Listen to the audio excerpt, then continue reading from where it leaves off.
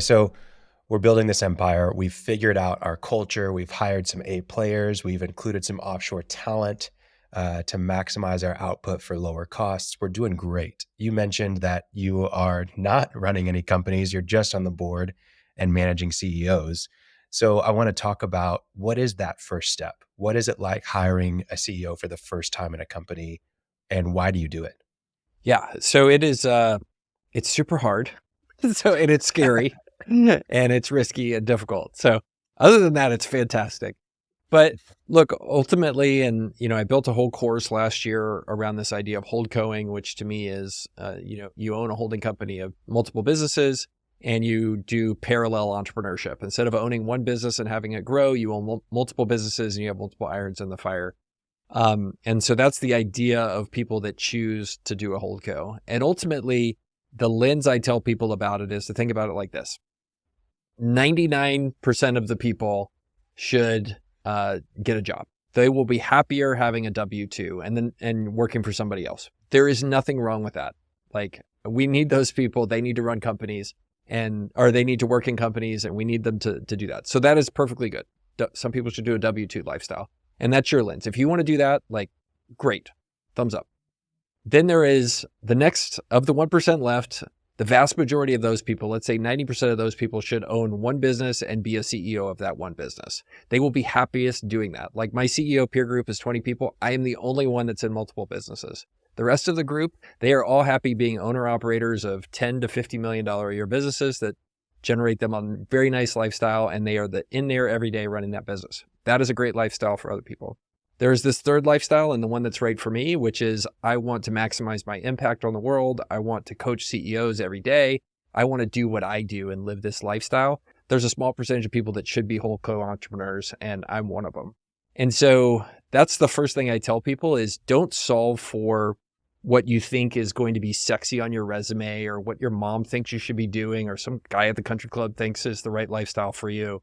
Like, first and foremost, decide, do you want to just be a great life running a single business and owning it? And the way to decide that is, look at what somebody like me does all day and decide if that's fun to you.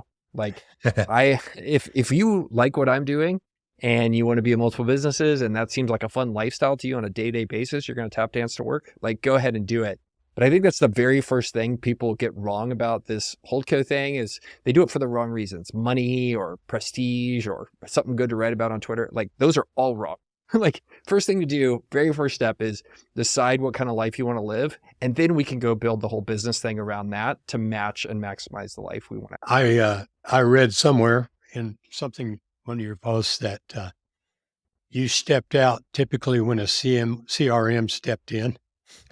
Customer resource management software came in. That's time for you to be out. Yeah.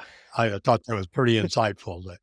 Yeah, that really correlates well with when I stopped being a good CEO. And the past couple of years, what I've really done was, in the coffee business was the first one of these. When I started to incubate companies, I figured that, it was only going to scale if I figured out a way to start businesses and incubate them without ever being the CEO. So my goal at these points is to never be a CEO of a portfolio company again, because it doesn't scale. I can only do that once. But I did learn when I was the CEO of the first two businesses and did those tours of duty, that when the CRM got involved, that meant there was a lot more process happening than generally I would like to be part of. And that's just how I'm wired. Like, I don't want to be living that lifestyle. Kind of what I talked about before. Yeah. No, I just thought that was a fantastic. Let's describe a little bit what the life is of, you, the Holdco entrepreneur.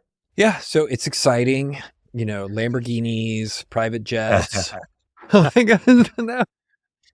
Yeah, we can see your Lamborghini over your shoulder out the window there. Yeah. I wish. I totally would. Yeah, it's actually a big problem. If you want to get, like, there's this whole population on social media that, like, needs you to do like a Grant Cardone jet talk. And, like, I only got on a private jet for the first time last year because my friend invited me to go on his private jet. I didn't even pony up the money for it. It's like, it is what it is. So day in the life, my day, and I consider this a good thing, my day in the life is actually really boring. And it's kind of the opposite of reality TV. Like one of the things I read from one of the reality TV producers, he's one of the Real Housewife guys, I think. One of the things they discovered early on in producing reality TV is that actual reality, functional reality, is really boring. And I've adopted that. My life is super boring. From a business standpoint, I like consistency. I'm like a little baby. I like a routine. I run by my calendar. I have routine meetings and interactions on my calendar. I time slice my time based on four investments of energy. Time slice number one is 25% time that I spend precisely coaching and interacting and supervising companies and CEOs. There's a whole routine and a dance we do that is the cadence of meetings with me and the company, and that's interaction flow, and that's data sharing, supervision, all that kind of stuff. So that's bucket number one. Bucket number two is special projects, and that's things that are me going and doing things for companies or working on incubating new companies. So for example, a company's going through a refinancing. Okay, like I could be part of that special project, or we need to hire a new CEO, or we're going to work on a big acquisition. They will call me in and I will be supportive and part of those special projects, or putting a new deal together. So like that's one of the things I've been working on this past fall that I'm going to announce soon, hopefully. Then you have bucket three, which is reading and learning. And I consider all my social media stuff part of that. I have to study and get better at explaining things and learn them better to explain them on social media. All of those threads and all that kind of stuff, that's in that bucket. How do I get smarter and sharpen the sword? And then bucket number four is the last 25% that I added last year, which is I block out time and I don't plan on doing anything. I just want to think about how to make decisions better. And that's that realization that as I look back on my life, I've made 5 or 6 decisions that I made them the right way, and they have turned into all of the upside, and everything else was noise. And how do I create the headspace to make sure that when those big decisions come along, I make the right decision? And that's what that last bucket of non-booked time is all about. Margin with your time. I love it. Yeah. Last thing I wanted to talk about, you've hired CEOs, now you're building the Holdco.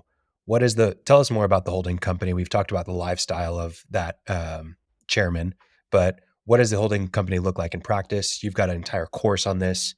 Maybe just give us the Cliff Notes version of that. Yeah, for sure. The holding company for me is this parallel entrepreneurship where I have multiple companies that are growing, ideally not shrinking or staying the same size. And I have significant say in and ideally majority ownership of all those things. And then I have the right people running those businesses, and they're living their best life and I'm living my best life, and we all win. That's the ideal from a Holdco perspective. There are different flavors of what Holdcos look like. There is, my Holdco, which is an assortment of random crap. This is the best way to describe it. All great businesses, but it's a random mixture of stuff. It looks more like a mini Berkshire Hathaway.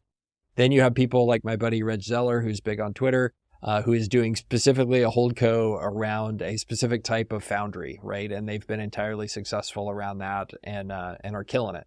So, and then there's all kinds of versions in between that people have assembled things with different intentions. So I think that's one of the cool things about Holdcoing in practice is you really get to create this beast that serves the type of life that you want to live. In practice, I spend my days the way we talked about. And in terms of growing, the last few years have been much more about incubation and creating things. And that's for 2 reasons. And I say incubation as opposed to buying companies.